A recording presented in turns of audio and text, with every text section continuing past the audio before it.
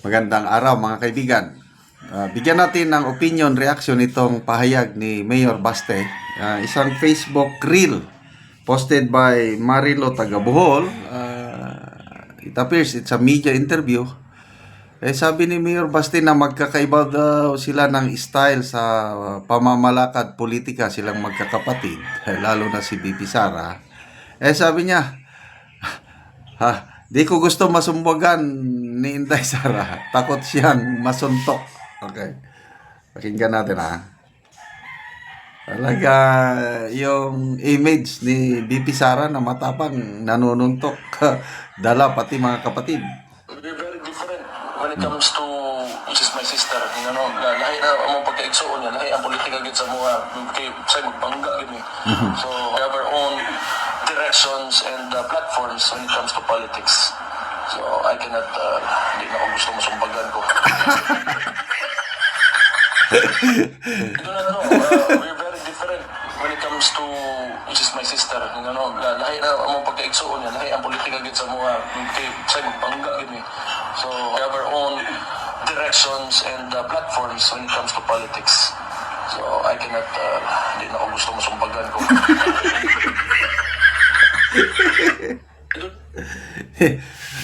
Magkaiba daw sila ng style sa politika. Iba yung relasyon nilang magkakapatid. Napansin ko, very close sila. Yung family relationship, very close. Supportive sa isa't isa. Kaya lang pagdating sa politika, yan, may kanya-kanya ng style. So, hindi maiwasan yung magkabangga sila. At ayaw niyang masuntok. Okay, so, i-recall natin, itong si Baste, unwilling victim na, I don't know, napilitan, I don't know. Kasi, enjoying ang buhay niya Surfer lang siya, wala siyang kinalaman sa politika noong una. Nung nag-decide si BP Sara na magtakbo bilang Vice President noong 2022, ang ipinansak niya si Baste. Na wala,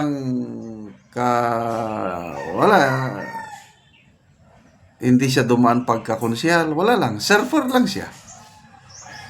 So, nung nanalo si Baste, maraming nagduda sa kanya. Ako rin, noong una, medyo duda ko dahil nga wala siyang experience. Criticize siya, wala siyang natapos. I don't know, nung natapos niya sa pinag-aralan. Kaya lang sa ngayon, lumalabas. Marami na akong nabasang post, maraming comments na basa ko na believe ang taga Davao kay Mayor Baste. Iba ang style niya. May yung parang writer niya sa podcast kasi may podcast interview siya regular. Yung writer sumulat ng mahabang article at sinaysay niya kung sino talaga si Basti Duterte. Ano daw siya, maalalahanin. Pag nagtitiping daw sila, Baste see to it na nakakain lahat ang nandun sa taping. Tapos, normal lang daw siya, hindi siya plastic. And makatao. And then, yung kanyang advocacy, talagang believe yung writer na yun. At dahil sa iyon, nabasa ko. Plus other factors, yung tahimik ang Davao, malinis ang Davao, walang utang ang Davao, libre ang hospitalization sa Davao. Ang daming mga magagandang pangyayari sa Davao. One of the safest city dito sa Asia, malinis. I think second cleanest city sa Asia. Baguio number 5. Mga ganun. So makita ko nga iba talaga itong Baste nito. May pag-asa. Siya daw ang nagmana, siya daw talaga ang sunod. Yung parang digong alay, siya ang malapit. Si BP Inday Sara, ibang style niya. So speaking of BP Inday Sara, alam naman natin yung kanyang history, yung sinuntok niya yung sheriff and kwento nga ni Senator Amy, na-meet niya si BP Sara, I think 2011 ba, o 2012. After na yung pagsuntok ni BP Inday Sara sa sheriff. Sa Cebu daw, nandun si Mayor Inday Sara, siya ang sentro ng usap-usapan, bulong-bulungan lang ba? So parang takot ang mga tao doon na lumapit kay BP Sara dahil yung image niya na nanuntok ng sheriff. Si Senator Amy sabi niya na wala man yan, hindi yan. Nilapitan niya. So yun, doon umusbong ang pagkakaibigan ni then Mayor Inday Sara at ni Senator Amy Marcos. So, sabi ni BP Sara, beyond politics daw ang pagkakaibigan nilang dalawa. Kaya nakakatawa yung speech ni BP Sara sa Malaysia, yung Independence Day na dala-dala ko yan palagi, hostage ko yan. Sabi niya, talagang kahit nung DepEd Secretary pa si BP Sara, halos magkasama sila. Kung may okasyon sa DepEd, nandyan si Senator Amy.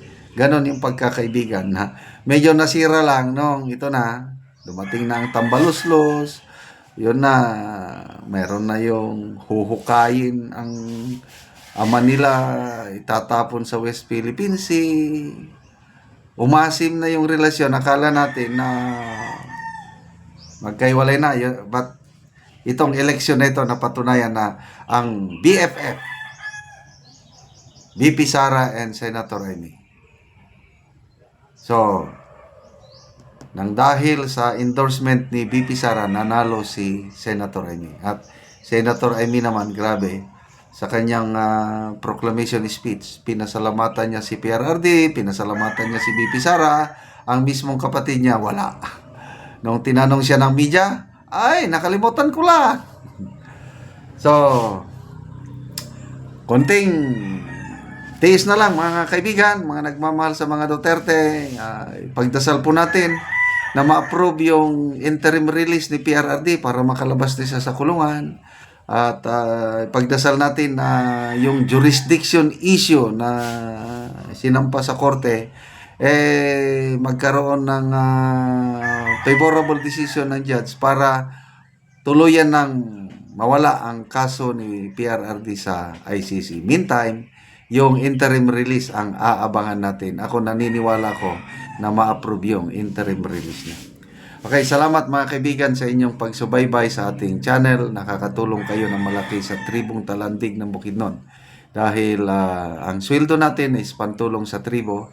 Namimigay tayo ngayon ng mga libreng yero at pako para makapagpatayo ng mas disenteng bahay ang tribong Talandig ng Bukidnon. Panoorin nyo ang video na ito. Nataga Sen o karon mag-atop na gid siya. Magdali-dali siya sa pag-atop kay kaulanon namang gyud.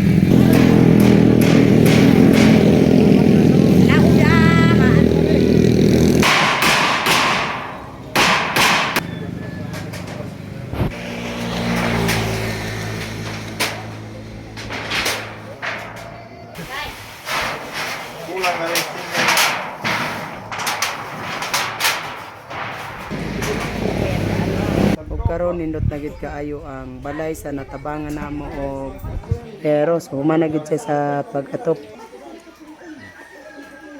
Unang-una, nagpasalamat ko sa Ginoo o sa nagatag og sin karon nahuman gyud ang akong balay. So, daghang salamat. Ay, pila naman ka katuig nga nakigpuyo lang sa imong amahan o ginahan? Napulo na. Napulo na katuig nga nakigpuyo lang ka. Ngano man nga karon pa man ka nakabalay nga napulo na katuig sa imong pagkigpuyo lang sa imong amahan o ginahan. Tungod sa kalsyon.